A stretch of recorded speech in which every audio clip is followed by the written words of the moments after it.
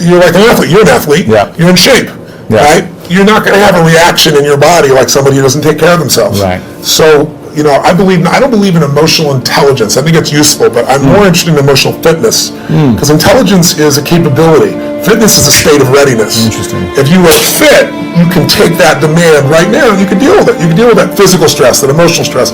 Same is true with psychological fitness, emotional fitness, right? So I'm pretty fit, and part of that is not because I'm so smart. Part of it is that I've taught this for decades. I remember I had a woman who came to one of my seminars in her, early 80s probably, and she would run in this room, 5,000 to 10,000 people. I think it was, she went to a couple of 10,000 person events, and she would get in this front row, fight her way through there, and she'd jump and go for it. And at one break, she came up to me, I was signing a book for her, and she says, she goes, Mr. Robbins, I've seen you at like 8 of these. She goes, I've seen you like when you're really, I know, I can hear your voice, you're hurting, or you haven't slept. And she goes, you always seem to be so up all the time. How come you're so up? And I said, well, part of it is I attend all these seminars. So I'm teaching it. So there's a fitness to that. But there's also, I've buried 3 fathers and 1 mother, and that affects your life. I've had a physician look me in the eye and say you have a tumor in your brain.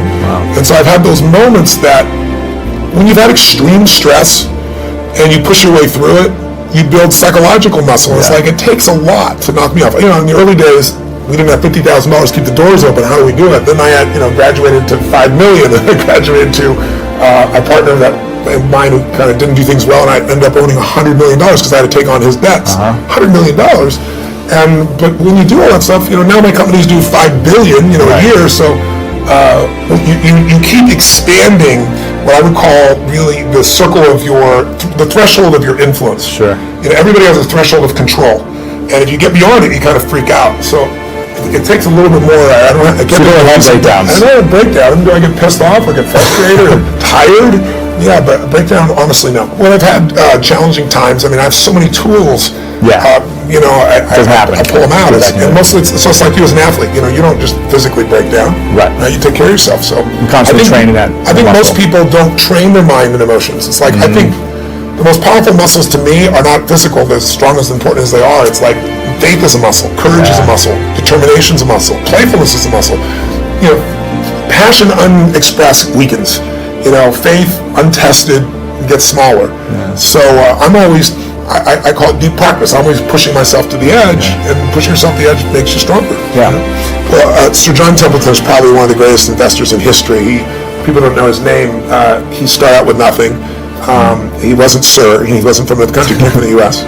And he decided that he wanted to understand wealth, and so he saved $10,000, a huge amount of money in those days. And when Hitler invaded Poland, he developed a belief. His belief was, you make your money in times of maximum pessimism. Like if you were around in 2008-9, you remember what it was like, right? You could have bought, the Sands in Las Vegas, you could have bought their stock for $2.28. Today it's $67. Wow. It's a 3,000% return. Not bad. You could have bought Citibank for less than $1, right? So people in those times, he understood that, and so what he did was, and everybody thought the world was going to end, he took $10,000, he bought every stock on the New York Stock Exchange that was $1 or less, including companies everybody thought were going bankrupt. But when things are bad, people think it's going to be bad forever. When things are good, they think it's going to be good forever. And they're always wrong. Life's cyclical. So there's a season for everything. So once we got through World War II, and a few years later, guess what? Those same stocks made him a billionaire. So when I asked him, I said, what's the secret to wealth? His response when he touched me, he goes, you know it, you teach it. I said, what's that? He said, gratitude. And I said, why do you say that? He said, because if you had $1 billion and every day you live pissed off and frustrated, the quality of your life is called pissed off and frustrated. But if you have nothing, but you're euphorically grateful for whatever you have, you're the richest person that you're going to know. He said, so it doesn't matter how much money you got if you don't have gratitude. So I do the same thing, by the way. I have a process I call priming, where I get up every morning, I do mine in the morning, I just radical change to my body, kind of alter my state, and then I do 10 minutes, I never miss, and my first 3.5 minutes is what I'm really grateful for. And I make myself think of at least one of those 3 that's something really simplistic, instead of something giant, the wind on my face, the look in one of my kids' eyes, something of that nature. And then I do 3 minutes of strength and healing, and I do 3 minutes of what I'm going to create my world. And I do that for a minimum of 10 minutes every day, because I believe you have to condition it. You don't just hope that stuff shows up. Well, I don't know what's a bad joke. For me, it's not a joke, it's just another device to make them see something. Because most people cannot even laugh simply out of sheer joy, you have to tickle them. Even if you tickle them in that, they're judging what's a good joke and a bad joke and getting angry about some joke that they don't like, because they think it was attacked, something that they believe in, that they're identified with. It is just a device. It's just a device to make a point. Because if the same thing is told to you in utmost seriousness, you will make a dogma out of it, which is very dangerous. The idea is, so people are always looking, there's… in the end, people who ask, all this is fine, but what's the takeaway? They want a commandment. We're talking about consciousness. Commandments won't fly. Commandments means you're trying to fix your life. Consciousness means you want to liberate your life. My intention is you must liberate your life. People come and say, Sadhguru, please teach us how to control my mind. Oh, you want your mind controlled or liberated? Oh, yes, liberated, but how to control? Because they think that intelligence is a serious problem and it's been in their lives. So what is the solution? If you remove a part of your brain, you will be fine. You're essentially complaining, I wish I had the brain of an earthworm. This human brain I am not able to handle. Yes, that is a fact. See, according to Charles Darwin, he's an Englishman, okay. It's not me. Charles Darwin said that you evolved out of a monkey. You were a monkey, then you became a man. Some of the neuroscientists today are studying, genetic scientists are saying this, that the difference, the DNA difference between a chimpanzee and you is only 1.23%. So in that sense, physiologically you are only 1.23% away from a chimpanzee. Not a big difference, isn't it? A shade. It's just a shade of difference. But in terms of intelligence and awareness, you are worlds apart from a chimpanzee. So your problem is just this, you have an intelligence for which you don't have a stable enough platform, and that's why yoga. To create a stable platform so that your intelligence works for you. Right now, you may call it so many things, so many exotic names have come up. Stress, tension, anxiety, depression, madness, all kinds of things. All this essentially what it means is, your intelligence has turned against you, that's all. You can give any number of reasons, but essentially, your intelligence has turned against you. If your intelligence was working for you, would you create blissfulness or misery? This all. Why your intelligence has turned against you? There's no stable enough base. So the entire yogic system is about this, that you create a stable base so that your intelligence works for you. If your intelligence turns against you, no power in the universe is going to save you, you are a done thing. One of the things that can help you stop procrastinating, well, let's say two things, I referred to them at the end of my talk. One is to have a really nicely developed vision of heaven. It's like, okay, here's what you need to know. How would your life be, what would it be like if it was really good? And I don't get primitive about that. It's not like, naked supermodels on a yacht. They're too skinny anyways.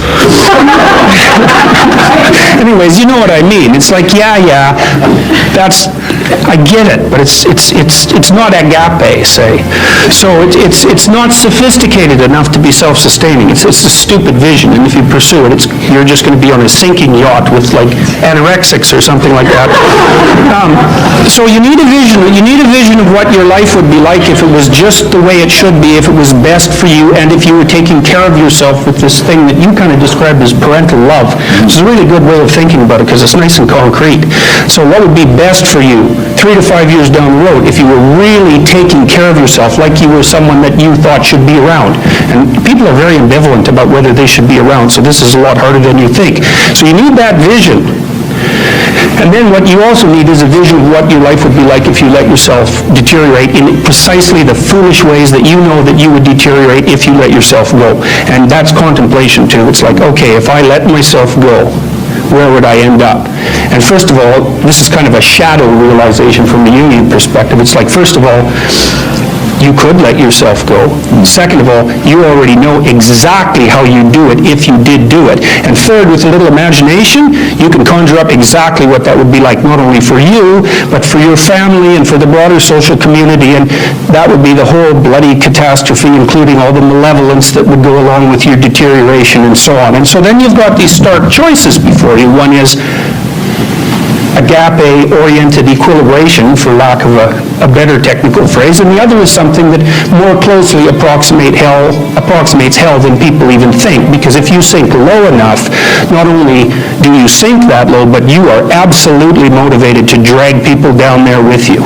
And it's a nasty, nasty state of affairs. And so if you're really terrified of that, like you should be, because you've drawn the causal connections, and you're really attracted by the other, then when you sit down and you don't do what you're doing, what you're supposed to be doing, you don't get to say, well, it doesn't matter. And that's the salience landscape issue. It's like, no, no, no.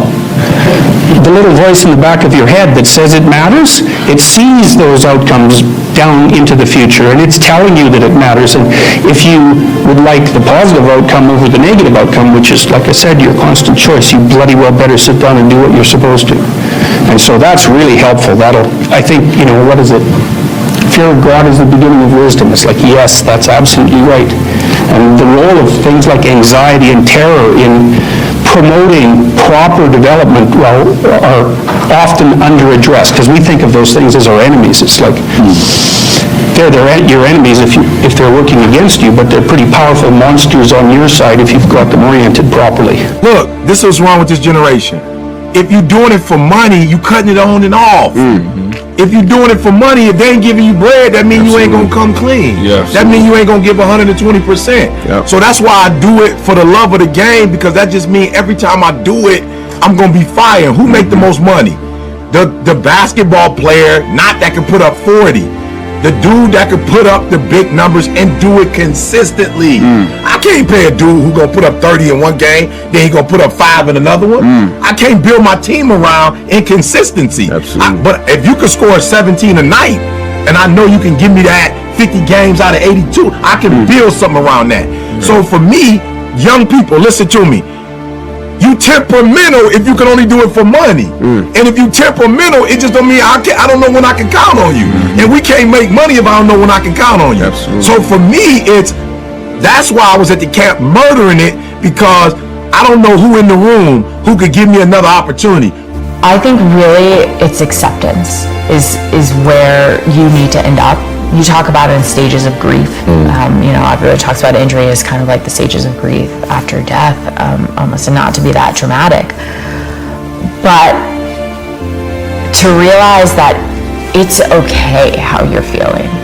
And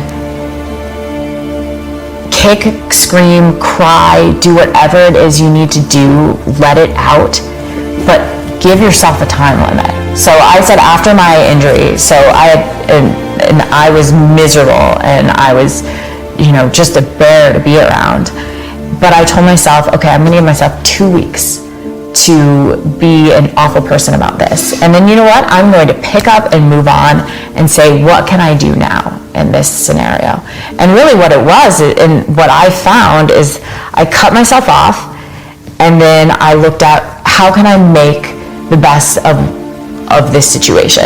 And for me, that ended up in being able to do commentary work and being able to be on the course, be on the sidelines, support my fellow athletes, and actually take joy in their accomplishments, in their victories, instead of seeing them as competitors. And so it's about reframing what you can do in that moment. For instance, I realized very early on when I was trying to become an attorney that I always had this notion that I wanted to be a prosecutor and on stage and things like that. And I realized I don't do public speaking very well.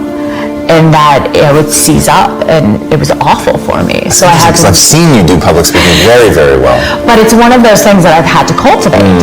And it's one of those things that I've had to practice. And so I think that the hard things,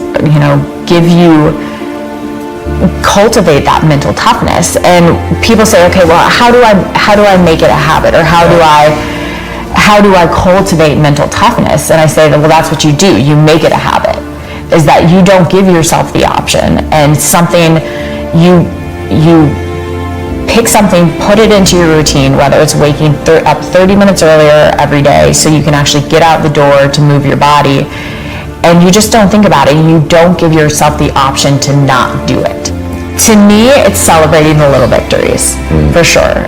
The first time that And letting those build like momentum and confidence in you? Yes, for sure, because every single little victory is going to create that bigger sense of self. So that first run back where I did a mile, and it was like high five. I felt like I had just run 100 miles, but it was that little wave that if you can keep building on those, and unfortunately it's never going to be a smooth linear progression, and so those little setbacks are the times where you need to realize, okay, it's just a blip on the radar, and so it's kind of going to look like this, but as long as you can kind of see that goal towards the end and embrace that process, that's really how I've been rebuilding it. To become successful faster, you first need a roadmap for your career. After all, you can't take shortcuts if there's no end point in mind. The definition of success is different for everybody, so it's important to get clear on your personal goals. What do you want to achieve in your career? Be as specific as you can, because it's only when you've defined concrete goals that you can create actionable steps toward them. Big, long-term goals help you create a framework for your career. With goals in mind, you can create mini goals that act as achievable milestones. By setting the bar high, you'll always have a source of motivation to work hard, which will help you become successful. What if I told you that you could simplify your life and remove roadblocks that are keeping you from becoming successful by doing less? Positive routines can help you advance in your career faster, but bad habits and time-wasting routines can have the opposite effect. So how do you streamline your routine to remove the bad habits? First, consider all the things that take up your time that are not helping to further your career. You know, things like checking Twitter every few minutes, or browsing on Amazon when you should be working. Once you've identified these time sponges, work hard to either eradicate them or at least keep them in check. It takes discipline to remove distractions, but you'll be able to focus more, which will get you where you want to go career-wise a whole lot faster.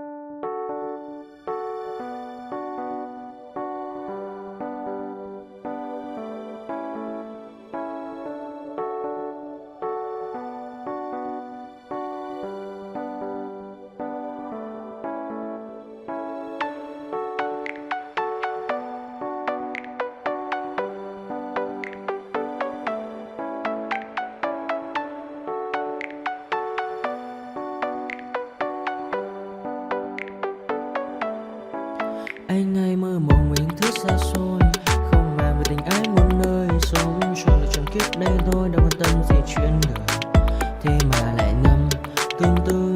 Ông